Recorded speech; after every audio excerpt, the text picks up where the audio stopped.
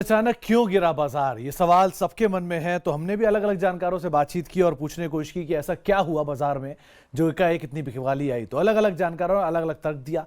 कुछ जानकार मान रहे हैं कि आज की बिकवाली प्रॉफिट टेकिंग थी, इसीलिए मिड कैप स्मॉल कैप जहां सबसे ज्यादा प्रॉफिट था अपने ऑल टाइम हाइस के आसपास, वहां पे प्रॉफिट टेकिंग के दम पे बिकवाली आते हुए दिखाई पड़ी।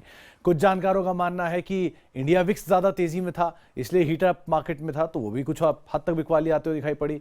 कुछ जानकारों का मानना है ये कोविड केसेस के अंदर बढ़त आ रही है, तो शायद वो एक कंसर्न बाजार मान के चल रहा है कि उस कंसर्न के आधार पर थोड़ी बहुत बिकवाली बाजारों में आते हुए दिखाई पड़ रही है। बैंक निफ्टी की एक्सपायरी थी, तो थोड़ी सी वॉलेटिलिटी उस आधार पर भी कुछ जानकार मान के चल रहे हैं कि शायद थोड़ी बहुत बिकवाली आते हुए दिखाई पड़ी।